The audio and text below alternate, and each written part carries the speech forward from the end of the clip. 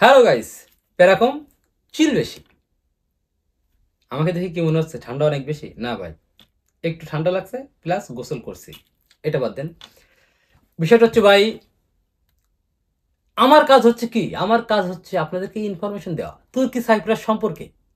তো আপনারা কে কোথায় পাসপোর্ট জমা দিয়েছেন, কে কখন আসবেন, এটা তো আর আমি জানি না ভাই। জানি বা আপনারা কখন আসতে পারবেন এটা তো আমি আমি গ্যারান্টি দিতে পারবো না। পারবো ভাই? কারণ আমি তো আর আপনাদের নিয়ে কোনো কাজ করছি না। তো সেক্ষেত্রে ভাই, আমার কাজ হচ্ছে ইনফরমেশন দেওয়া। ঠিক আছে? তো ইদানিং দেখছি ভাই, আপনারা যারা আমাকে ভালোবাসেন, সাপোর্ট করেন, তাদের পাশাপাশি কিছু লোক আমাকে নিয়ে একটু মন্তব্য করার চেষ্টা করছে খারাপভাবে। তো তাদেরকেও ধন্যবাদ। যেহেতু আমার ভিডিওটা দেখার পরে তারা আমাকে খারাপ মন্তব্য করতেছে, তাদেরকেও ধন্যবাদ এবং ওয়েলকাম টু মাই চ্যানেল। তো আমার কাজ হচ্ছে ইনফরমেশন দেওয়া, এবং আমার ইনফরমেশনগুলো যদি আপনার কাজে লাগে তাহলে আশা করি আমার ভিডিওটা দেখবেন। আর যদি মনে করেন যে ভাই আপনার ইনফরমেশন আমার কোনো কাজে লাগে না, ভাই আমি চাই না আমার কারণে আপনার 10টা মিনিট সময় নষ্ট হোক, আপনি ভিডিওটা স্কিপ করতে পারেন। তো আজকে আমাদের যে মেন টপিক সেটা হচ্ছে ভাই, সাইপ্রাসের বর্তমান অবস্থা কি, এবং এর সাথে আনুষঙ্গিক কিছু আপনাদেরই প্রশ্ন, তার উত্তর, এবং সেই সাথে আসলে ভিসা খোলার কোনো সম্ভাবনা আছে কি না ডিসেম্বর কিংবা জানুয়ারি কিংবা ফেব্রুয়ারি কিংবা 2026 সালে। তো এটা নিয়ে একটু আলোচনা করব। তো চলেন শুরু করা যাক। 1 নম্বর যে প্রশ্ন ভাই, সাইপ্রাসের বর্তমান অবস্থা কি? ভাই সাইপ্রাসের বর্তমান অবস্থা নর্মাল, কোনো সমস্যা নাই। শ্রমমন্ত্রী পরিবর্তন হয়েছে, নির্বাচন হয়েছে, প্রেসিডেন্ট চেঞ্জ হয়েছে, তারা তাদের কাজ করতেছে। তৃতীয় বিশ্বের যে নাগরিক যারা কাজের জন্য এখানে আসছে, আমাদের মতো বাঙালিরা, তাদের যাদের ভিসা আছে, যাদের কাজ আছে, যারা বেতন পাচ্ছে, তারা রেগুলার বাড়িতে টাকা পাঠাচ্ছে। নর্মাল। হ্যাঁ, একটু সমস্যা হচ্ছে তারা নতুন আসতেছে এদের, যেহেতু বর্তমানে এনটি ভিসার চাপটা অনেক বেশি, যার কারণে তারা এনটি ভিসা আসার কারণে ভিসা হচ্ছে না, কেউ ভালো বেতন পাচ্ছে না, কেউ ভালো কাজ পাচ্ছে না। এইটা একটু সমস্যা। তাছাড়া এমনি সাইপ্রাসের অবস্থা নর্মাল, কোনো সমস্যা নেই। দ্বিতীয় যে প্রশ্নটা ভাই, পুরাতন যাদের আবেদন করা ছিল 28 জুলাইয়ের আগে, এদের কি ভিসা হচ্ছে? হ্যাঁ ভাই, এটা একটা গুরুত্বপূর্ণ প্রশ্ন যে এদের ভিসা হচ্ছে কিনা। দেখেন, কিছুদিন আগেও আমি দেখছিলাম ভাই, প্রচুর পরিমাণে ভিসা হয়েছে বা প্রচুর পরিমাণে লোক আসছে এখানে বা আসছে। ইদানিং ভাই এই জিনিসটা কমে গেছে। আমার সাথে সরাসরি যোগাযোগ বলেন বা আমি কারো কাছ থেকে শুনছি বা লোক নতুন করে ঢুকছে, এরকম অনেকটা কমে গেছে। তার মানে এর থেকে বোঝা যাচ্ছে যাদের পুরাতন আবেদন যাদের করা ছিল ভাই, এদেরও অনেকটা এই পারমিট পাওয়ার চান্সটা কমে গেছে। অর্থাৎ যত দিন যাচ্ছে ভিসা বন্ধ হওয়ার এই যে টাইমটা যত বাড়তেছে, তত পুরাতন আবেদন যাদের করা আছে এদের ভিসা না হওয়ার চান্সটা বেড়ে যাচ্ছে ভাই। ঠিক আছে? পুরাতন যাদের আবেদন করা, এদের ভিসা না হওয়ার চান্সটা অনেকটা বেড়ে যাচ্ছে, যাদের পুরাতন আবেদন করা। তো সেক্ষেত্রে বলা যায় আস্তে আস্তে হয়তো বা আর কমে যাবে আর কি। 3 নম্বর, এন্ট্রি ভিসার কি অবস্থা? ভাই ইদানিং যারা 2025-এ লোক ঢুকতেছে, আমি তো সবসময় বলি যে শতকরা 90% লোকই ভাই এন্ট্রি ভিসা আসতেছে। আর এন্ট্রি ভিসা আসার কারণে ভাই এরা ঠিক মতো কাজ পাচ্ছে না, ভিসা পাচ্ছে না, থাকা খাওয়ার সমস্যা, অবৈধ হয়ে যাচ্ছে।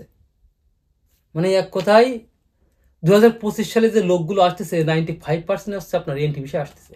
আর ইদানিং যে বিষয়গুলো হচ্ছে এই বন্ধের ভিতরেও, এই বেশিরভাগই আপনার এন্ট্রি ভিসায় হচ্ছে। আসার পরে লোকগুলো আসলে বিপদে পড়ে যাচ্ছে। অনেকে আমার কাছে ফোন দেয়, ভাই একটা কাজ দিতে পারবেন? ভাই আমার এই সমস্যা, আমার ওই সমস্যা, এখন কি করব? তো ভাই আসলে ভাই এন্ট্রি ভিসায় কিন্তু লোক প্রচুর আসতেছে এবং অনেক বিপদে পড়ে যাচ্ছে ভাই। তো কিছু বলার নাই ভাই, কারণ এই মামারা এই কাজ করতেছে ভাই, কিছু টাকার জন্য ভাই এরা এই কাজগুলো করতেছে, মানুষকে বিপদে ফেলাই যাচ্ছে এই তুর্কি সাইপ্রাসে নিয়ে এসে। এ হচ্ছে তুর্কি সাইপ্রাসে বর্তমান এন্ট্রি ভিসার অবস্থা, খুবই খারাপ অবস্থা ভাই। 4 নম্বর যে প্রশ্নটা, ভিসা খোলার সম্ভাবনা কতটুকু? ভাই সরকার চেঞ্জ হওয়ার পরে আমি দেখছি যে তুর্কি সাইপ্রাসে ফরেন মিনিস্টার যে 2টা মিটিং হয়েছে আপনার, ফরেন মিনিস্টার যে, অর্থাৎ বাইরের যে ইন্টারন্যাশনাল আন্তর্জাতিক যেসব লেনদেনগুলো হয়, কাজকামগুলো হয়, যে মন্ত্রী যে, এর সাথে এই নতুন যে প্রেসিডেন্টের এর কয়েকবার সাক্ষাৎ হয়েছে। কিন্তু আমি যেটুকু দেখলাম এই সাক্ষাৎটা, যেহেতু নতুন প্রেসিডেন্ট হয়েছে সেই হিসাবে সাক্ষাৎটা হয়েছে, অর্থাৎ তাকে স্বাগতম জানাইছে।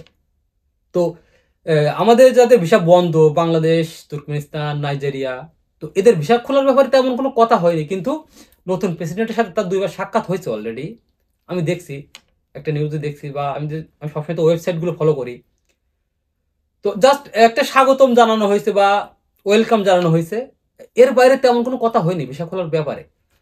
তো ভাই গত বছর ভিসা বন্ধ করেছিল, প্রায় 8 থেকে 9 মাস পরে ভিসাটা খুলছিল। তো এবছর 4 মাস মতো চলতেছে রানিং। তো 2026 সালে ভাই একটা খোলার সম্ভাবনা আছে, আমি কনফার্ম না। তো যদি গত বছরের সাথে কম্পেয়ার করা হয় তাহলে 26 সালের ফেব্রুয়ারি মার্চের দিকে হয়তো বা খুললেও খুলতে পারে, এইটাই। তাছাড়া ভাই আমি শিওর করে কিছু বলতে পারবো না, ঠিক আছে? বললে ঠিক 1 মাস পরে আপনারা বলবেন ভাই আপনি তো বলছেন খুলবে, তাহলে খোলেননি কেন বা খুলেনি কেন? তো ভাই জাস্ট ফরেন মিনিস্টার নতুন এই প্রেসিডেন্টের সাথে একটা যোগাযোগ হয়েছে বা একটা মিটিং হয়েছে। তো আশা করা যায় 2026 সালেও তাদের ভিতরে আবারও কথা হবে এবং এই বিষয় নিয়ে তারা কথা বলবে এবং খোলার একটা চান্স আছে। তো আপনারা একটু কাইন্ডলি ভাই, দয়া করে ভাই একটু অপেক্ষা করুন ভাই, কিছু করার নাই ভাই। কিছু করার থাকলে তো তাই করতেন নাকি? কিছু তো করার নাই। তো বিষয়টা খুলবে অবশ্যই ভাই, একটু দয়া করবে, একটু অপেক্ষা করুন। 5 নম্বর যে বিষয়টা, স্টুডেন্ট বিষয়ে যারা আছে তাদের অবস্থা কি? আমাকে অনেকে বলছে ভাই যে নতুন স্টুডেন্ট গেলে তার কাছ থেকে একটা ভাইবা নিন, কিংবা তাদের নাম্বারটা বা তাদের ফেসবুক আইডিটা আমাদেরকে দিন। তো ভাই বেশিরভাগ স্টুডেন্ট আসতেছে গিন্না এবং আপনার মাগুসা, গিন্না মাগুসা এসকেলা এইসব জায়গায়। তো লেপকোষাও আসতেছে অনেক, একেবারে যে না তা না, লেপকোষাও অনেকে আসতেছে, কিন্তু আমার সাথে অনেকে দেখা হয়নি বা স্টুডেন্ট বিষয়ে যারা আসছে নতুন। তো সেক্ষেত্রে আমি তাদের যে এক্সপিরিয়েন্সটা আসার পরে বা এয়ারপোর্টে যে কি কি ধরনের প্রশ্নটা করছে ভাই, এইটা আমি চেষ্টা করবো ভাই, একটা ভিডিও বানানোর চেষ্টা করবো যারা স্টুডেন্ট বিষয়ে আসতে চান তাদের জন্য। তো আমি চেষ্টা করতেছি ভাই তাদের সাথে যোগাযোগ করার বা দেখা করার। তো এর ইতিমধ্যে আমি যে নিউজগুলো পাইছি নতুন যারা আসছে, তারা অনেকে আমাকে ফোন দিয়ে বলছে ভাই কাজের কথা, বিশেষ করে কাজ। আমি তো সবসময় একটা কথাই বলি ভাই, স্টুডেন্ট বিষয়ে আসলে মেন জিনিসটা হচ্ছে কাজ। আপনাকে একটা কাজ ম্যানেজ করতে হবে, কাজ ছাড়া তো সম্ভব না, টাকা আসবে না। তো স্টুডেন্ট বিষয়ে আসলে ভাই একটাই সমস্যা, মেজর সমস্যা, এটা হচ্ছে কাজের সমস্যা ভাই। তো এইটা একটু মাথায় রেখে আসেন, কিছু টাকা পয়সা হাতে করে নিয়ে আসেন যাতে আপনারা টিকে থাকতে পারেন কিছুদিনের জন্য। তো স্টুডেন্ট বিষয়ে যারা নতুন আসছে আমি অবশ্যই চেষ্টা করবো একটা ভিডিও বানানোর। তো যেটুক জানলাম বা শুনলাম বা আমাকে ফোন দিয়ে যেটুক জানানো হয়েছে, যে তারা কাজের জন্য আর কি, প্রত্যেকটা স্টুডেন্ট কাজের জন্য একটু সমস্যার ভিতরে আছে। যে তুর্কি সাইপ্রাসে বর্তমানে স্টুডেন্টদেরকে কাজে নেওয়া হচ্ছে না নাকি, এরকম তারা বলতেছে। তো অবশ্যই কাজে নিচ্ছে, কিন্তু হয়তো বা তাকে নিচ্ছে না বা একটু কম নিচ্ছে এরকম আর কি। তো এইটাই। 6 নম্বর যে প্রশ্নটা ভাই, পুলিশের চাপ কেমন এবং সাইপ্রাসের ভিসা অফিসটা বন্ধ কিনা বা কাজ কম চলতেছে কিনা? ভাই পুলিশের চাপটা অনেকটা কমে গেছে, পুলিশের চাপ নাই বললে চলে। তারপরে ভাই যারা সাইপ্রাসে আছেন এরা সাবধান, এবং যারা নতুন আসবেন এন্ট্রি ভিসায় আসবেন, বাট আপনারা তো আসার পরেই বুঝতে পারবেন যে এটা এন্ট্রি ভিসা। তো তারাই একটু চেষ্টা করবেন যে আপনার আহ, এই জিনিসটাকে মনে করেন যে একটু কন্ট্রোলে রাখা বা আমলে নেওয়ার, যাওয়ার পরে তো অবৈধ হতে পারি। তো সেক্ষেত্রে পুলিশটা একটু সাবধান সবসময়। আর ভিসা অফিস খোলা কিনা, ভাই ভিসা অফিসটা অবশ্যই খোলা আছে এবং পরবর্তীতে খোলা থাকবে। আপনাদেরকে যেভাবে বলা হচ্ছে বা ভিসা অফিস বন্ধ, ভাই ডাহা মিথ্যা কথা। ভিসা অফিসটা অবশ্যই খোলা। আর বাংলাদেশের জন্য কাজটা একেবারে যে কম হচ্ছে তা না, যেগুলো পারমিট পাবে তারা অবশ্যই পেয়ে যাচ্ছে বা পাবে, তারা আজকে না 2 দিন পরে হলে পাবে। পুরাতন যে আবেদনগুলো আছে, যেহেতু অনেকটা কমে গেছে পুরাতন আবেদনের পারমিট দেওয়া, তারপরেও পাবে। কিন্তু ভাই ভিসা অফিসটা খোলা আছে, এইটাই। তো যাও ভাই, আপনাদের আপনাদেরই প্রশ্ন, আপনাদের প্রশ্নের উত্তর দেওয়ার চেষ্টা করলাম। তো আমার কাজটা এইটাই ভাই, যে প্রশ্নের উত্তরটা দেওয়া। আপনাদেরকে এখানে আনা বা নেওয়ার ব্যাপারে কিন্তু আমার কোনো কাজ নাই ভাই। তো আমি ভিডিওর প্রথমে একবার বলছি ভাই, আমার কারণে যদি আপনাদের সময় নষ্ট হয় ভাই, আমি চাই না সেই সময়টা নষ্ট হোক, ঠিক আছে?